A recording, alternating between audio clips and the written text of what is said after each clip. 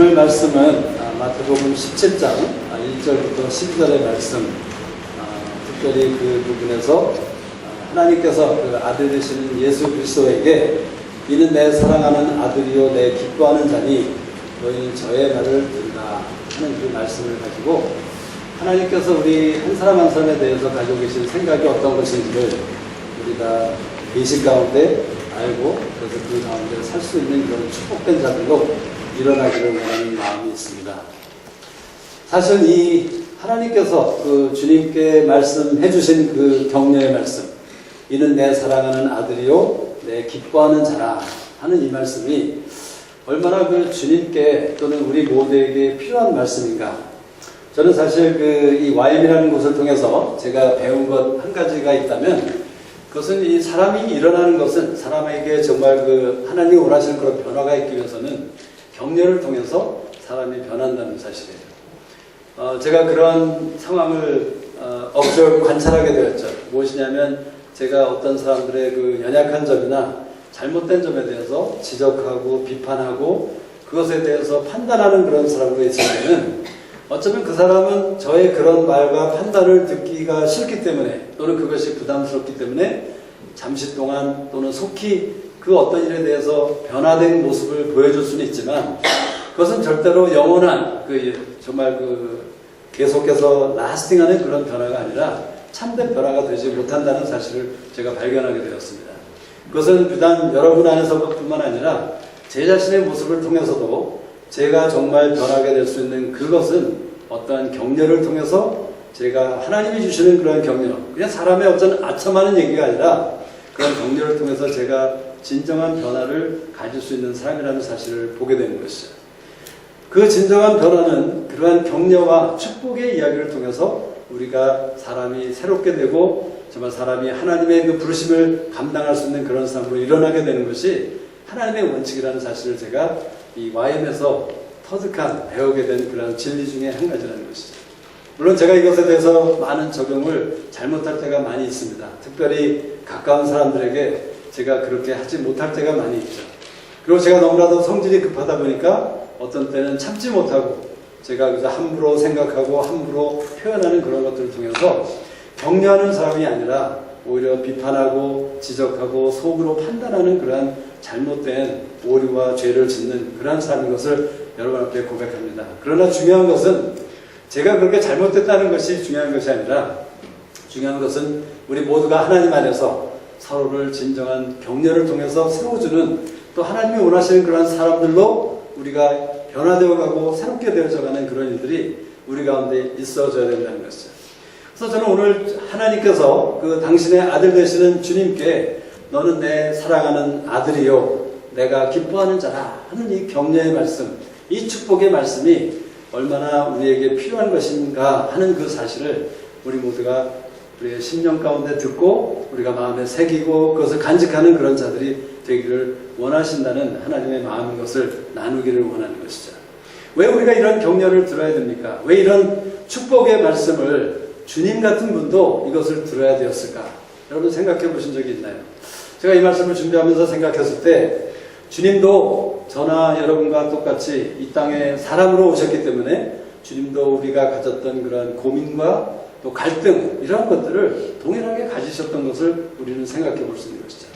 사실 여러 가지 성경 말씀에 우리 정수자매님이 성경 말씀을 뒤에 띄워주시겠지만 이러한 말씀들을 보면 주님께서는 우리의 연약함을 체휼하시는 그런 제사장이 아니라 대제사장이 아니라 우리의 연약함을 함께 경험하시고 함께 그것을 겪으셨던 분이라는 사실을 히브리서 말씀에서 또 여러 가지 말씀에서 우리에게 말씀해 주고 있죠. 이사야서 53장에 보면 그 주님의 사역에 대해서 설명하면서 주님이 우리의 그 죄와 우리의 연약함을 인해서 상함과 그 슬픔을 같이 겪으셨다는 그런 말씀들, 이 모든 것을 볼 때 주님께서는 우리가 가지고 있는 이런 고민, 이런 갈등을 동일하게 가지고 계신 그런 분이셨던 사실을 우리가 기억할 필요가 있다는 것이죠. 우리가 왜 이러한 하나님께로부터 내가 하나님의 사랑스러운 아들이고 딸이며 하나님이 기뻐하시는 자라는 사실을 들을 필요가 있는가? 왜냐하면 그것을 듣지 않을 때, 그것이 내 마음에 기억되지 않을 때 우리가 그 사실을 잃어버리고 살 때는 우리는 실패할 수밖에 없고 실족할 수밖에 없다는 사실이에요. 제가 사업이 어려울 때마다 저는 이런 생각을 종종 했습니다. 이제는 정말 하나님이 나에게 그만하라는 건가 보다. 잘 됐다 하는 그런 생각, 포기하고 싶은 그런 생각들. 제가 트레이닝 캠프를 이번에 34번째 트레이닝 캠프를 하게 되지만 그 한 20회, 25회까지만 해도 매번 캠프를 할 때마다 엄청난 그런 어려움과 엄청난 그런 위기의 사건들이 있게 되었습니다. 캠프를 하기 전날 또는 바로 직전에 어떤 끔찍한 사건들을 저희들에게 당면하게 하시면서 그때마다 우리는 들었던 생각이 무엇입니까? 하나님 왜 이렇게 어렵게 하십니까? 우리가 하나님의 일을 하는데 왜 이렇게 힘들게 하십니까? 그렇다면 저희가 포기하기를 원하시는 것입니까? 하는 그런 생각들을 우리가 가졌다는 것이죠. 여러분, 주님도 요한복음 12장에 보면 그렇게 말씀하셨어요. 내가 마음이 민망하니 무슨 말을 하리요? 내 아버지여 나에게 이 고난을 피하게 하여 주시옵소서 라고 말할 것이냐? 아니다. 나는 바로 내가 이때를 위하여 왔느니라 라는 그런 믿음의 선포를 하셨던 것을 생각해 볼 때 주님께서도 우리와 같이 동일한 번민과 고민과 갈등을 겪으셨다는 사실을 우리는 분명히 알 수 있는 것이죠. 주님이 겟세마네 동산에서 십자가에 달리시기 전에 피땀을 흘리시면서 기도를 하셨습니다. 아버지여, 원하시면 이 잔을 내게서 피하게 할 수 있는데 아버지의 뜻대로 하옵소서라는 그러한 절규를 부르실 수밖에 없었던 주님. 주님이 왜 그렇게 하셨겠습니까?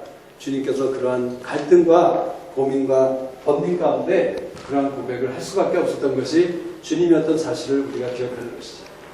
세례요한이라는 사람이 어떻습니까? 세례요한이 감옥에 갇혔을 때에 주님께 제자를 보냅니다. 그리고 주님께 묻습니다. 오실 그이가 당신이십니까? 라고 물었다는 것이에요.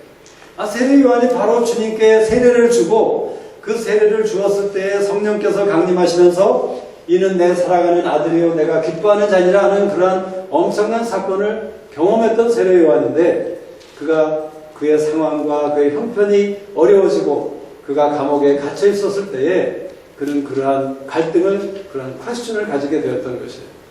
우리가 이러한 하나님께로부터는 너야말로 자매님이야말로 형제님이야말로 나의 사랑하는 아들이요 내가 기뻐하는 자라는 그러한 사실 이러한 그 선포를 주님의 말씀을 주님의 음성을 듣지 않을 때 또는 그 말씀을 우리가 잃어버리고 있을 때는 우리는 실패할 수밖에 없고 넘어질 수밖에 없다는 것이에요.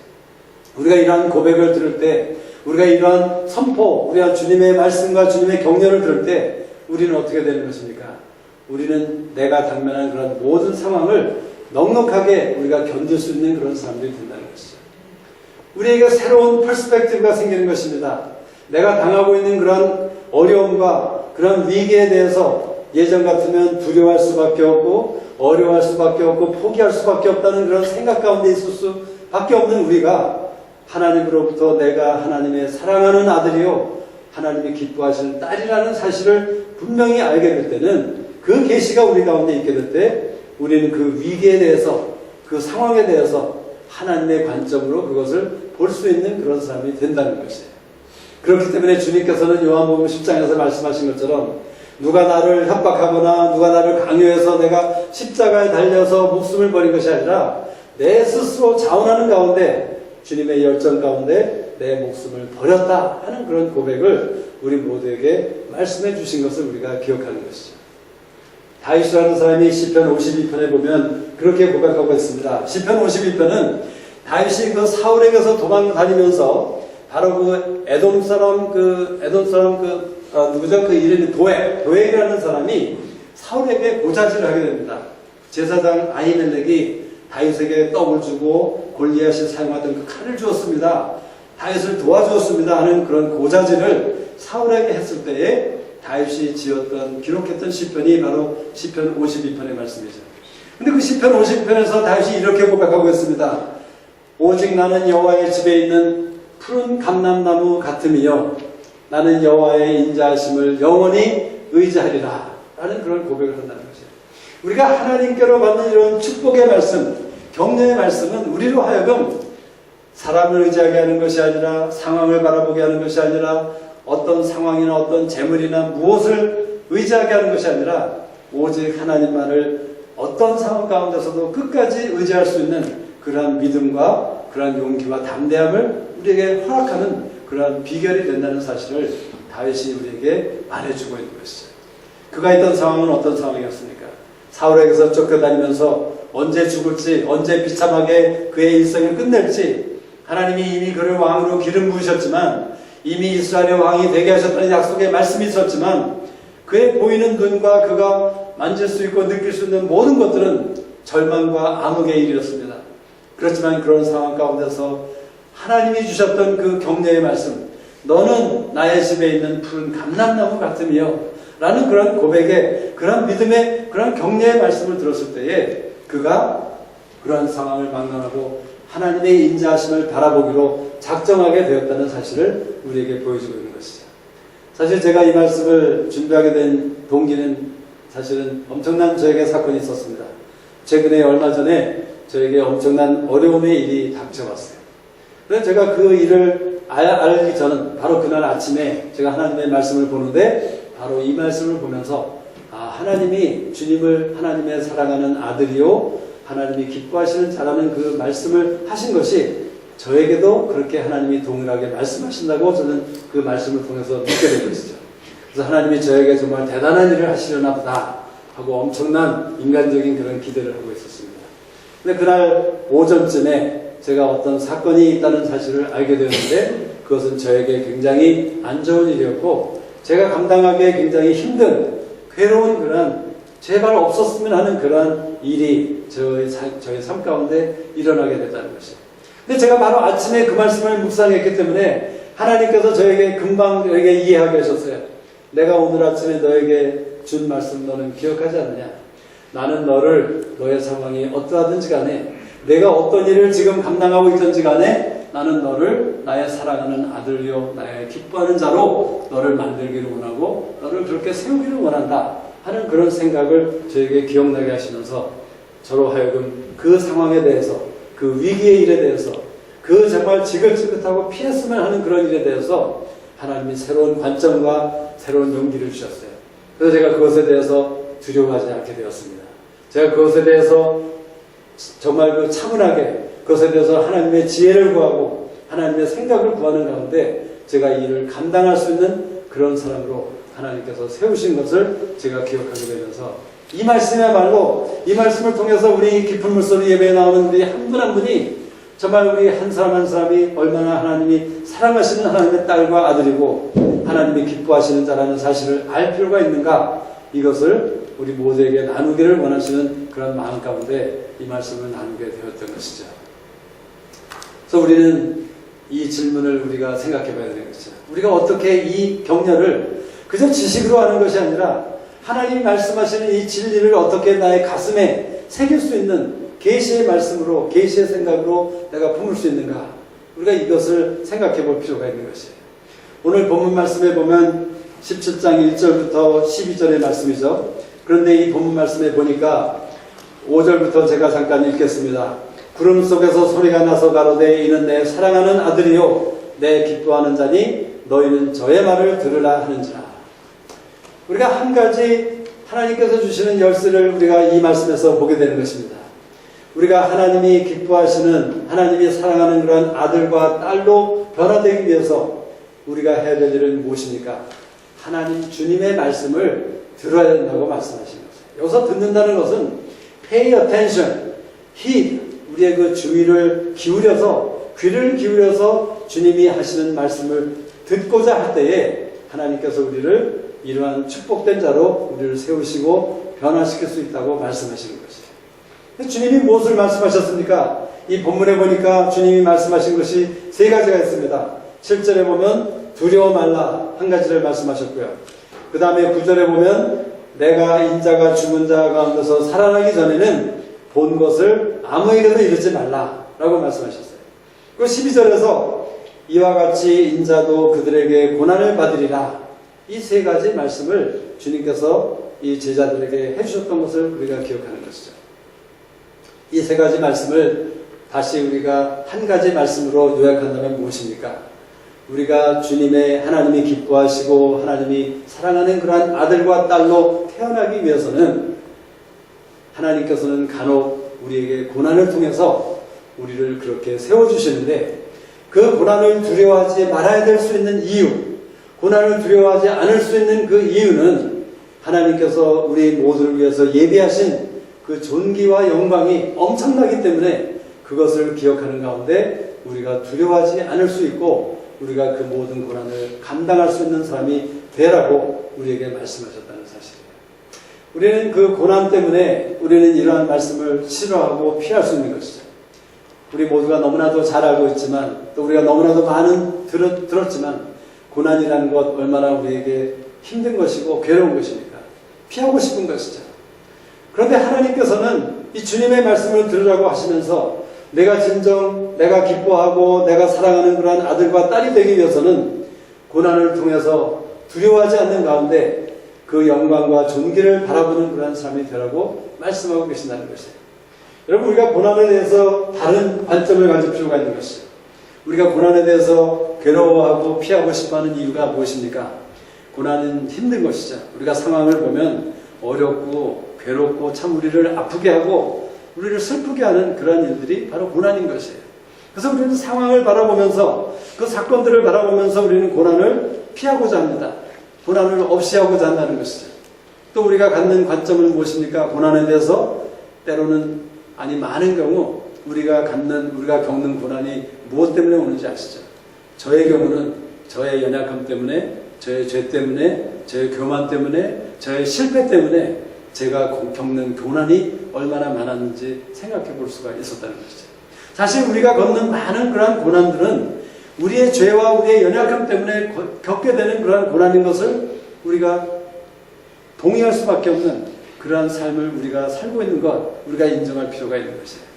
그래서 우리는 정죄감 때문에 하나님, 내가 고난을 받는 것이 바로 나의 연약함과 나의 실수 때문에 이렇게 고난을 겪는 것인데 내가 어떻게 감히 하나님께 염치가 없이 이 고난에 대해서 이것을 감수하겠다고 이렇게 얘기할 수 있겠습니까? 우리는 그런 어려움을 가지게 된다는 것이에요.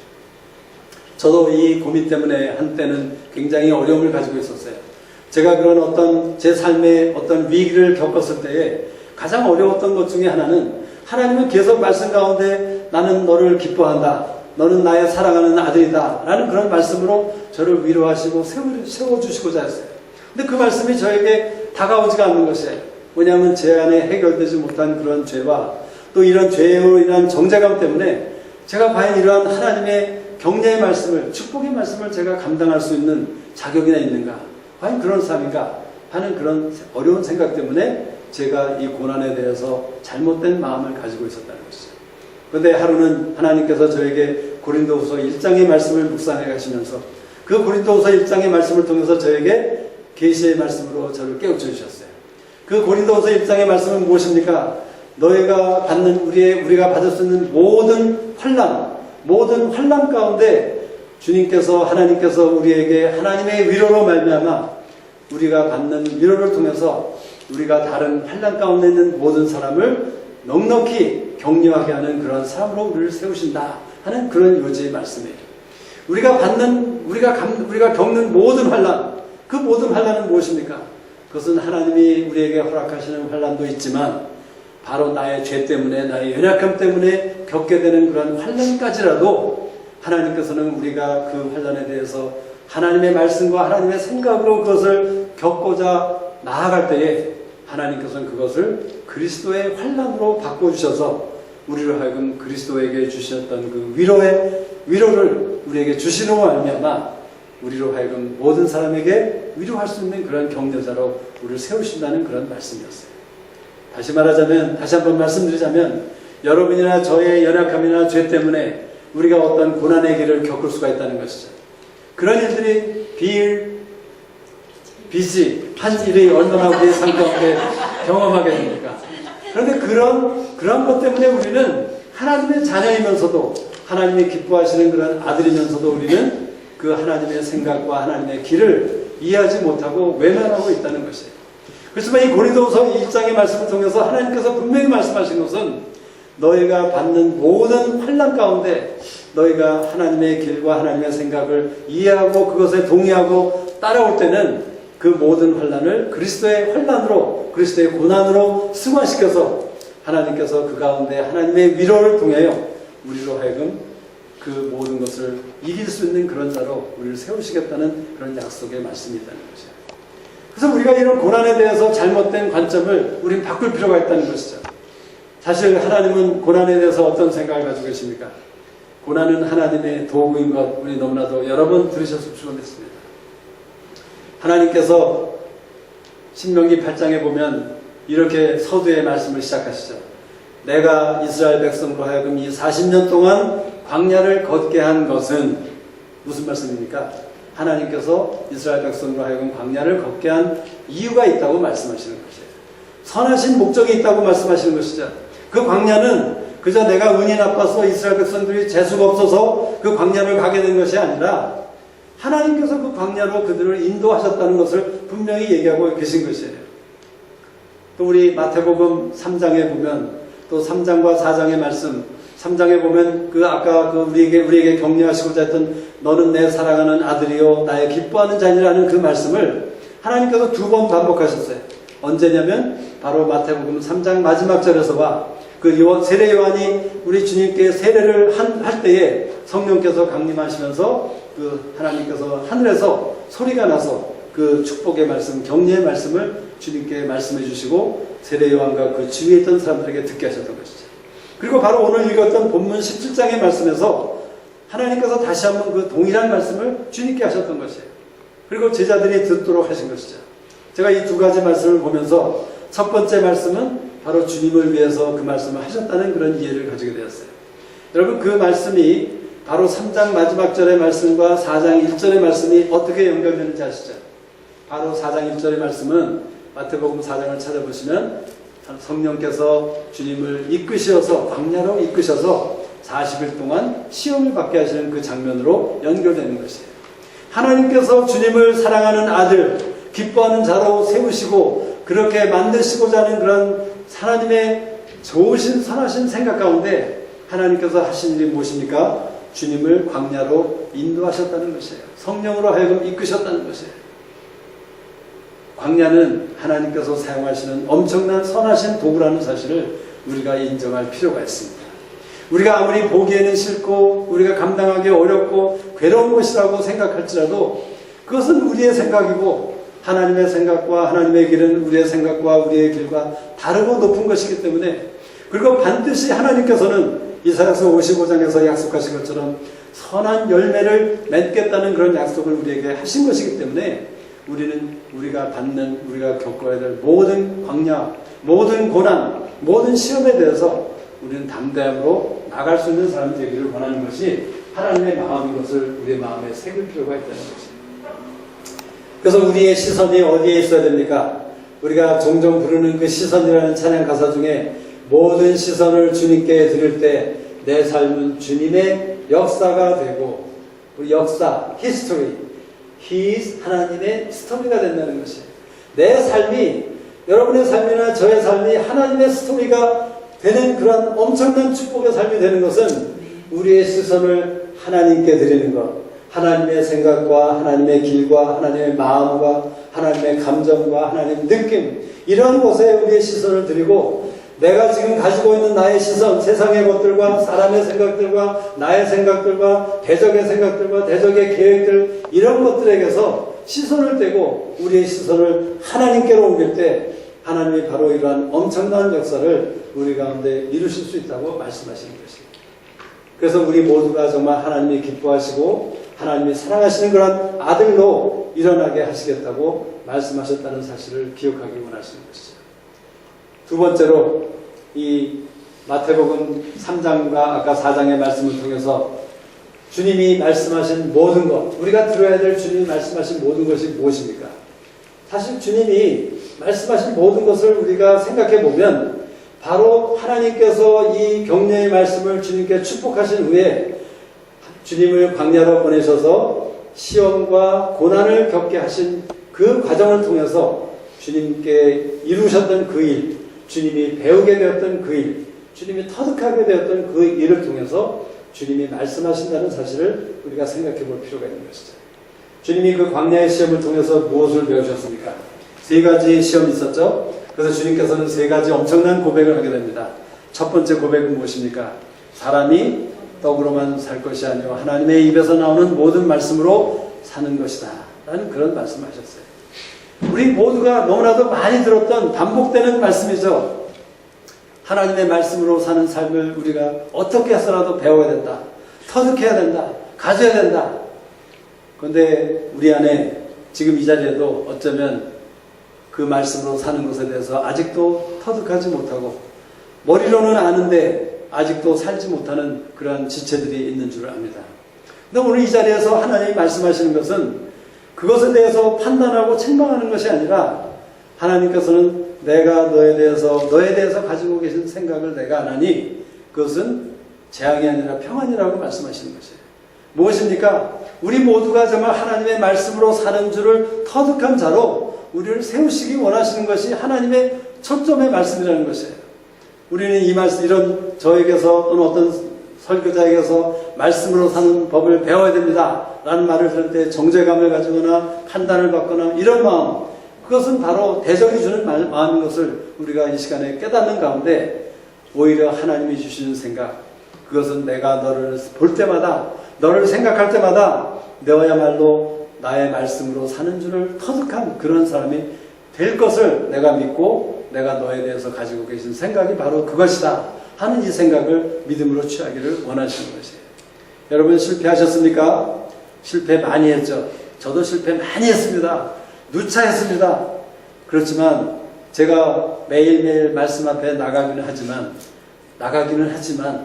얼마나 많은 경우에 형식 가운데 나가는지, 그리고 때로는 정말 커피를 마시면서 말씀을 본다고 하지만 그 말씀이 살아있는 말씀으로 다가오는 것인지 아니면 그저 지식적으로 그저 글자로 쓴 문자로만 된 그런 말씀으로 제가 보고 있는지, 그럴 때가 저도 많은 경우를 여러분 앞에 고백할 수밖에 없는 연약한 자인 것입니다. 우리 모두가 그런 연약함이 있는 것이죠. 그래서 하나님께서는 나에 대해서, 여러분에 대해서 말씀하실 때 너는 나의 사랑하는 아들이고 딸이고 내가 기뻐하는 자라 라고 말씀하실 때 그것은 무엇을 말하는 것입니까? 말씀으로 사는 것을 터득한 자인 것을 우리에게 말씀하시는 것이에요. 그것을 하나님이 원하신다고 말씀하시는 것이죠. 그렇게 여러분이 그렇게 된 자로 하나님께서 보고 계신 것이에요. 하나님의 믿음이 얼마나 크신지 우리가 가히 상상을 할 수 있는 얘기죠. 내 자신을 볼 때 하나님이 나의 어떤 모습을 보시고 나를 그렇게 정말 넉넉하게 봐주시나, 나를 그렇게 좋게 보시나, 우리는 정말 기가 막힐 때가 있겠지만 하나님은 그렇게 믿음이 크신 분이세요. 우리에 대해서 그렇게 믿음이 좋으시대요. 그러면서 우리에게 우리의 지체를 서로에게 주신 이유가 무엇입니까? 우리 지체 가운데 어떤 연약함, 말씀으로 사는 것을 터득하지 못하고 세상의 떡으로 살려고 노력하는 그런 지체들에 대해서 하나님께서 주시는 것은 왜 그런 지체를 우리에게 두셨습니까? 그것은 바로 그런 지체의 연약함을 통해서 내 안에 있는 연약함을 보게 하시고 하나님의 마음을 취하도록 하는 것이 하나님의 뜻이라는 사실을 우리가 마음에 담을 필요가 있다는 것이에요. 저는 감사한 것은 우리 장막장의 사역에서 말씀으로 사는 것을 터득해야 된다는 이것을 많이 강조하는 가운데 여러 번 실패했지만 이 중에 어떤 분들은 그 말씀으로 사는 법을 지금 알아가고 있고 그것을 연습하고 있고 실천하고 있는 그런 분들 많은 줄로 알기에 너무나도 감사한 것이죠. 저는 이곳에 있는 우리 모두가 하나님의 말씀으로 사는 그런 사람으로 태어나기를, 그렇게 변화되기를 원하는 그 하나님의 마음처럼 우리가 그렇게 되기를 원하는 마음이 있다는 것이에요. 그래서 우리가 서로를 격려하십시다. 만날 때마다 격려하시고 우리가 축복하시고 우리 모두가 정말 하나님의 말씀 앞에 나가는 그런 사람이 되어서 우리가 말씀으로 사는 삶을 터득할 때 어떻게 되는 것이죠? 우리에게 축복이 있는 것이에요. 우리가 정말 장막장이로 세상의 삶을 살면서 우리는 얼마나 수고하는 자들입니까? 저부터라도 돈을 벌기 위해서 열심히 일해야 되고 수고해야 되고 머리를 짜내야 되고 여러 가지 어려움과 여러 가지 고난의 일들을 겪어야 되는 것이죠. 땀을 흘려야 되는 것입니다. 그렇지만 저나 여러분이 말씀으로 사는 법을 터득하게 될 때 이 떡을 먹고 사는 그런 삶은 더 이상 문제가 되지 않을 수 있는 것이에요. 만약 여러분의 삶 가운데 내가 떡을 먹고 사는 그 삶이 나에게 지금 문제가 되고 있고 어려움이 되고 있고 그것이 나를 좌우하고 있다면, 그것이 나의 올무가 되고 있다면 바로 그것 때문에 하나님께서는 우리에게 말씀으로 사는 삶을 배우라고 말씀하시는 것이에요. 그래서 이 말은 여러분이 또 저 말, 또 저런 말 또 듣는구나, 이것이 아니라 우리가 들을 때마다 우리는 이것을 통해서 하나님이 기뻐하시는 아들과 딸로 일어날 수 있는 비결이 바로 그 열쇠가 이 말씀으로 사는 삶 가운데 있다는 사실을 우리가 기억할 필요가 있다는 것이에요. 그리고 이 말씀은 우리가 매일매일 들어야 될 필요가 있는 것이죠. 마치 우리가 하나님이 나에게 대해서 격려하시는 그 말씀이 없이 제가 하루도 살 수 없고 하루도 장막장이로의 삶을 제대로 승리의 삶을 살 수 없는 사람이 될 수밖에 없는 것처럼, 우리는 하나님의 축복의 말씀을 매일 들어야 되는 것처럼 하나님의 말씀으로 사는 법을 배워야 된다, 알아야 된다, 그것을 실천해야 된다 하는 이 말씀을, 이것을 축복의 말씀으로 우리가 듣고 우리는 매일매일 들어야 될 필요가 있다는 사실을 우리가 인식할 필요가 있다는 것입니다. 두 번째로 주님께서 선포하신 것은 무엇입니까? 여호와, 내 하나님 여호와를 시험하지 말라라고 말씀하셨어요. 시험하지 말라 하는 것이 무슨 뜻인가 생각해 봤을 때 저에게 주셨던 이해는, 물론 여러 가지 차원에서 우리가 설명할 수 있겠지만, 하나님으로 인해서 실족하지 않는 것이 시험하지 않는 사람이 아닌가 생각을 해봅니다. 세례 요한이 주님께 다가와서 제자들을 통해서 오실 그이가 당신입니까? 라고 질문을 했을 때 주님께서 여러 가지 말씀하시는 가운데 뭐라고 말씀하셨습니까? 나로 인해서 실족하지 아니하는 자가 복이 있다고 얘기하셨어요. 그런데 우리는 하나님으로 인해서, 주님으로 인해서 얼마나 실족하는 자인지 조금만 생각해보면 우리 자신의 모습을 고백할 수밖에 없죠. 하나님, 내가 하나님을 이렇게 잘 믿었는데요, 내가 교회의 장로인데요, 목사인데요, 권사인데요, 교회를 이렇게 잘 섬겼는데요, 선교사인데요, 왜 하나님께서 나에게 이런 어려움을 주십니까? 왜 하나님께서 나에게는 로또를 한번 맞게 하지 않습니까? 뭐 이런 질문들, 생각들, 엉뚱한 마음들 우리가 얼마나 많이 품는지 몰라요. 그렇지만 우리가 하나님을 시험하지 않는다는 것은 하나님이 나의 삶 가운데, 여러분의 삶 가운데 하나님 되심을 그대로 인정하고 그대로 믿고 그대로 신뢰하는 그것이 바로 하나님을 시험하지 않는 것이라는 생각을 저에게 가지게 하셨어요. 하나님이 하나님 되시게 하는 것, 그것이 하나님을 우리가 시험하지 않는 비결이라는 것이죠. 우리가 얼마나 하나님으로 하여금 하나님 되시지 못하게 하는 그런 생각들과 그런 말들과 행동을 가지고 있는지 회개할 필요가 있는 것이죠. 우리가 하나님이 하나님 되게 하실 때 우리의 삶은 정말 하나님이 기뻐하시는 그런 아들과 딸의 삶이 될 수 있다고 말씀하시는 것이에요. 주님께서 이 시험을 통해서 하나님을 시험하지 않는, 하나님을 하나님으로 인정하는, 그래서 하나님이 뭐라고 말씀하시든, 하나님이 어떤 길로 가게 하시든, 하나님이 그를 십자가에 달려 죽으라고 말씀하셨을지라도 그것에 대해서 하나님의 선하심과 인자하심을 신뢰하는 가운데 주님은 스스로 자기 목숨을 버릴 수 있었던 그런 주님으로 새롭게 될 수 있었던 것, 우리가 기억해야 된다는 것이죠. 우리 모두에게 하나님이 주시는 그런 말씀이고 우리에게 주시는 열쇠인 것입니다. 저나 여러분이 정말 하나님 앞에서 그런 기뻐하는 자, 하나님의 사랑을 받는 그런 자가 되기 위해서 우리는 하나님을 시험하지 않는 자, 하나님을 하나님 되게 하는 그런 자로 우리가 살아야 될 필요가 있다는 것이에요. 세 번째 주님께서 말씀하신 건 무엇이죠? 오직 하나님 여호와를 섬기라 라고 말씀하셨어요. 오직 하나님만을 섬기라 라고 말씀하셨어요.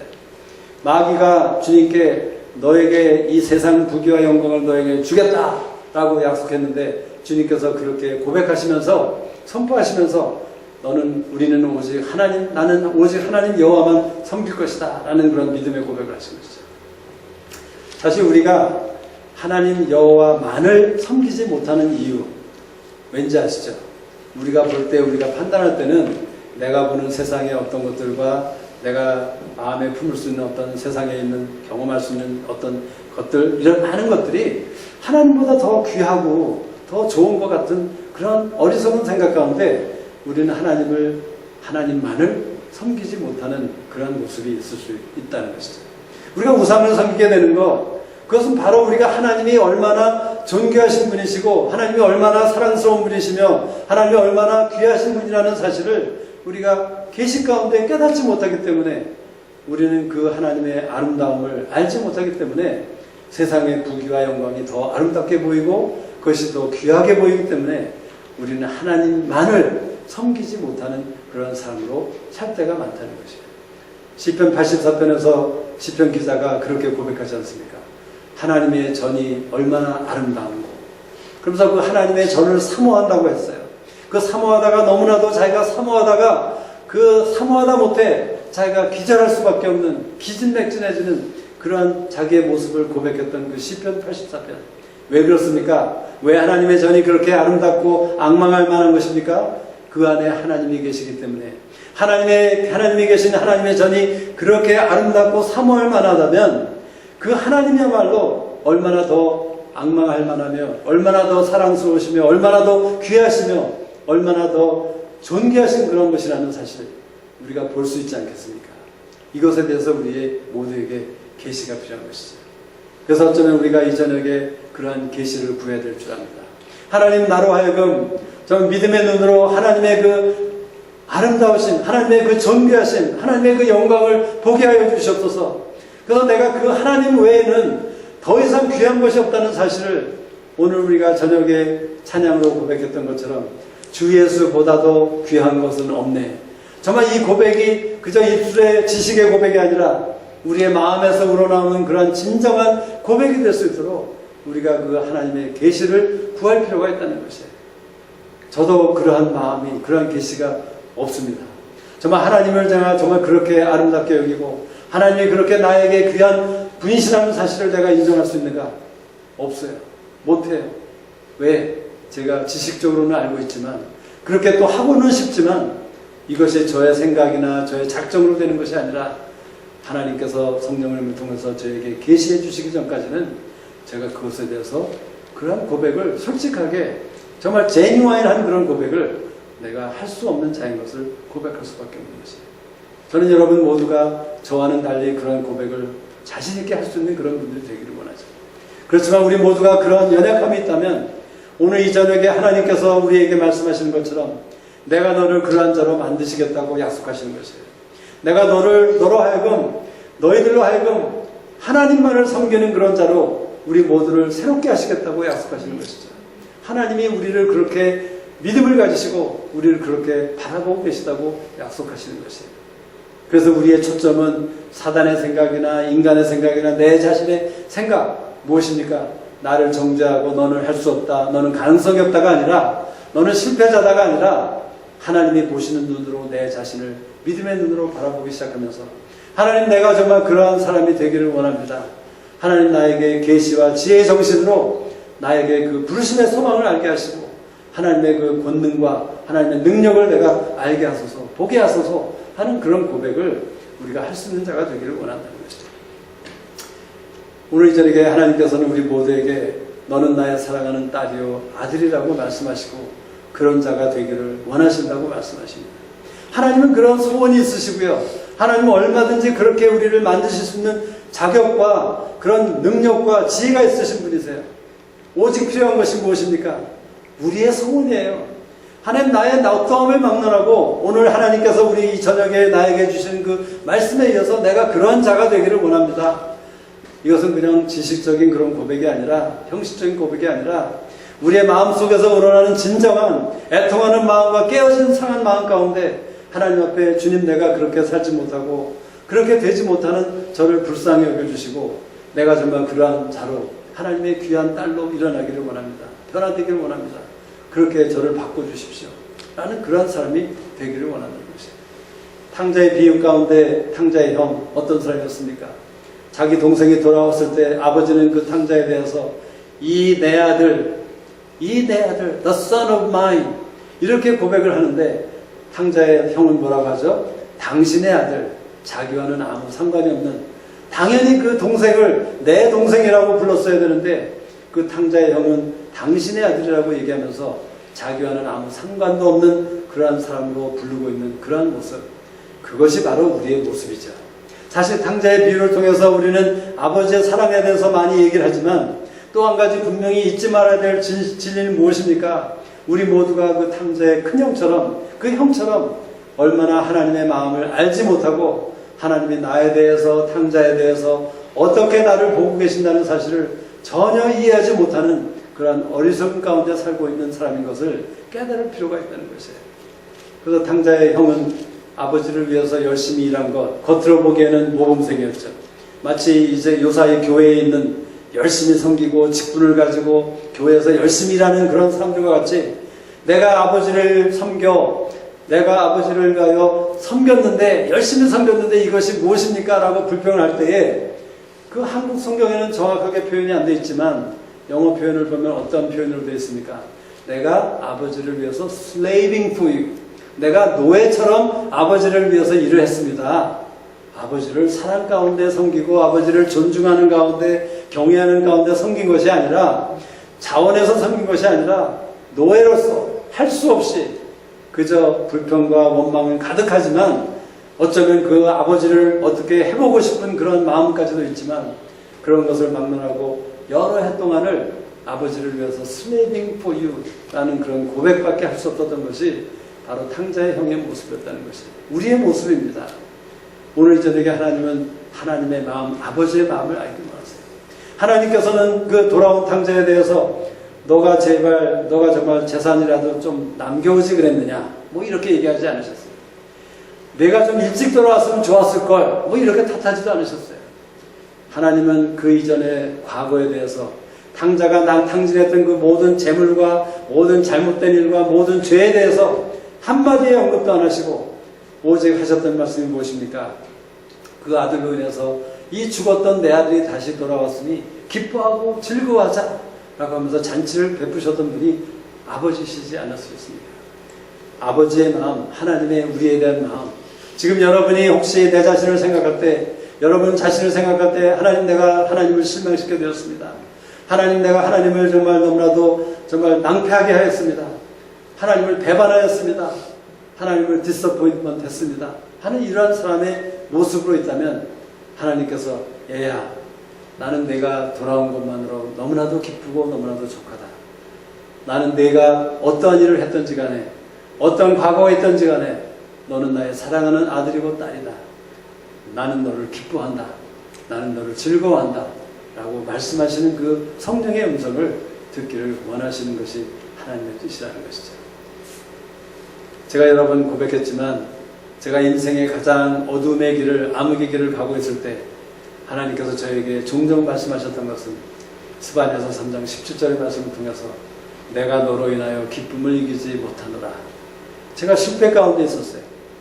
엄청난 실패 가운데 있었고 창피했어요. 제가 정죄감 가운데 있었습니다.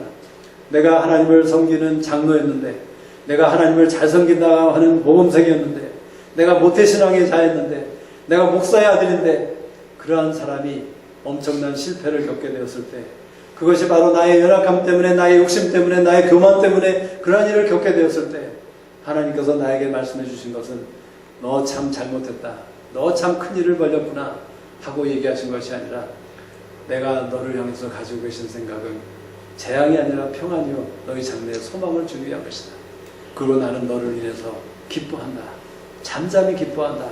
그 말씀을 저의 영 가운데 말씀해 주셨을 때 제가 그것을 통해서 일어날 수 있었고 견딜 수 있었고 그 모든 고난을 극복할 수 있었다는 것이에요. 아마 제가 인간의 생각으로 있었다면 그러한 격려와 그런 축복의 말씀이 없었다면 그 말씀이 저에게 계시 가운데 있지 않았다면 어쩌면 저는 어떤 사람들처럼 목숨을 끊을 수도 있었을 것이에요. 어쩌면 저는 다른 사람들처럼 엄청나게 잘못된 길로 갈 수 있었을 것이에요. 하나님을 완전히 떠나고 배반하고 그런 일로 배도하는 그런 일까지 할 수 있었던 것이 가능성을 가지고 있었던 것이 저의 모습이라는 것이죠. 근데 이것이 비단 저만이겠습니까? 우리 모두가 양과 질과 형편과 상황은 다를지 모르지만 우리가 어떤 상황 가운데서 우리는 넉넉히 그러한 일을 행할 수 있는 포텐셜이 있는 사람들이죠. 그렇지만 감사한 것은 우리 모두가 예수 그리스도로 인해서 하나님의 딸과 아들이 되었기 때문에 이제는 우리는 하나님의 약속 가운데 있는 자들이라는 사실을 기억하기 원하신다는 것이에요. 우리의 과거나 나의 어떠한가 나의 무엇을 하고 안 한 것과 상관없이 오직 하나님의 생각만이 우리에게 중요한 사실이라는 것을 우리는 기억할 필요가 있다는 것이에요. 나의 생각, 내 자신에 대한 실패, 실망, 절망, 슬픔, 자기 연민 이런 모든 것들 오늘 이 저녁에 하나님께서는 다 버리라고 말씀하십니다. 그리고 들으라고 말씀하시는 것이죠. 듣는 것만이 하나님의 말씀을 듣는 것만이 우리가 하나님이 기뻐하시는 딸, 아들이 되고 정말 하나님의 사랑하시는 기뻐하는 그런 자로 일어날 수 있다고 말씀하시는 것입니다. 우리 잠깐 눈을 감고 하나님 앞에